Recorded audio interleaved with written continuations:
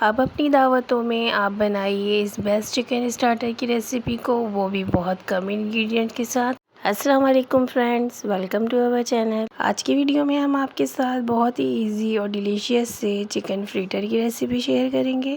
اس juicy اور موئسٹ chicken فریٹرز کو آپ اپنی ہائی ٹی میں ایز اے پارٹی اسنیکس یا ایز اے اسٹارٹر بھی سرو کر سکتے ہیں۔ اسی ویڈیو کے اینڈ میں آپ کے ساتھ چکن فریٹر کو ایز اے کمپلیٹ میل سرو کرنے کا آئیڈیا بھی شیئر کریں گے۔ تو چلیے آج کی اس بہت ہی آسان سی چکن فریٹر کی ریسیپی کو بنانا اسٹارٹ کرتے ہیں۔ اسے بنانے کے لیے ہم 500 گرام چکن کا قیمہ یوز کریں گے۔ قیمہ یہاں ہم ہاتھ کا کٹا ہوا یوز کریں گے، مشین کا قیمہ نہیں لیں گے۔ چکن میں 1 ٹی اسپون لہسن کا پیسٹ، 1 ٹی اسپون ادرک کا پیسٹ، ہاف ٹی اسپون نمک، 1 T spoon chilli flakes, half T spoon black paper powder اور half T spoon mustard paste add کریں گے۔ ان تمام مسالوں کو چکن میں اچھے سے مکس کریں گے اور چکن کو میرینیٹ کر کے 10 سے 15 منٹ کے لیے ڈھک کر رکھ دیں۔ چکن کو میرینیٹ ہوئے 10 سے 15 منٹ ہو چکے ہیں۔ اب ہم اس میں 2 ٹیبل اسپون کارن فلور، 4 ٹیبل اسپون بریڈ کرمز اور 1 عدد انڈے کو پھینٹ کر ایڈ کریں گے۔ 2 عدد نارمل سائز کی اسپرنگ انین لیں گے اور اسے بہت فائن چاپ کر کے ایڈ کریں گے۔ اب کسی اسپون کی مدد سے اس طریقے سے چکن کو میش کرتے ہوئے ان تمام مسالوں کو چکن میں مکس کر لیں۔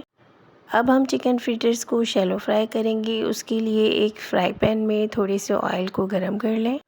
اب ایک اسپون میں تھوڑے سے بیٹر کو لیں اور اسے فرائی پین میں ایڈ کرنے کے بعد اسی اسپون کی مدد سے اسپریڈ کرتے ہوئے ایک شیپ دے لیں۔ فریٹرز کو ہم کسی بھی شیپ میں بنا سکتے ہیں، ضروری نہیں کہ ہم اسے گول ٹکی کا شیپ دیں۔ اس میں جو انڈا اور بریڈ کرمز ہم نے ایڈ کیا ہے اس کی وجہ سے آپ اسے بہت ایزیلی ہینڈل کر سکتے ہیں۔ یہاں پر فریٹرز کا شیپ خراب نہیں ہوگا۔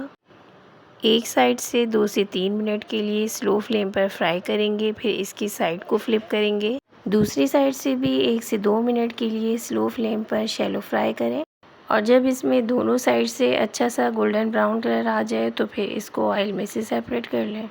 اسی طریقے سے ہم اپنے باقی کے فریٹرز کو بھی فرائی کر لیں گے۔ اس پورے بیٹر کے ساتھ ہم نے ٹوٹل 10 فریٹرز بنا کے ریڈی کیے ہیں۔ اب یہ ہمارے بہت ہی جوسی اور موئسٹ چکن فریٹر بن کے ریڈی ہو چکے ہیں۔ آپ بھی اس ایزی ریسیپی کو ایک بار اپنی گیٹ ٹوگیدرز اور پارٹیز میں ضرور ٹرائی کریں اور کامنٹ کر کے بتائیں کہ آپ کو یہ ریسیپی کیسی لگی۔ ان چکن فریٹرز کو ایز اے کمپلیٹ میل سرو کرنے کے لیے اس طریقے کے شاورما پاکٹس یا شاورما بریڈ کا یوز کر سکتے ہیں۔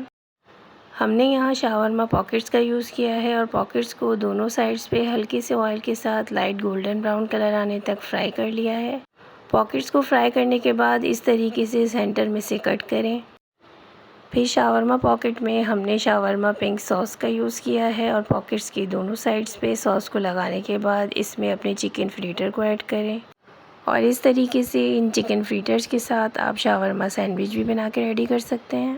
چکن فریٹر کی اس ایزی ریسیپی کو ایک بار ٹرائی ضرور کریں اور کامنٹ کر کے بتائیں کہ آپ کو ہماری یہ ریسیپی کیسی لگی۔ ریسیپی پسند آئی ہے اور آگے بھی آپ اسی طریقے کی ٹیسٹی ریسیپیز دیکھنا چاہتے ہیں تو چینل کو سبسکرائب کریں، ویڈیو کو لائک کریں اور اپنے فرینڈز اینڈ فیملی کے ساتھ شیئر کریں۔ بیل کے آئیکن کو بھی پریس کر لیں تاکہ ہماری ہر ویڈیو کی نوٹیفیکیشن آپ کو ملتی رہے۔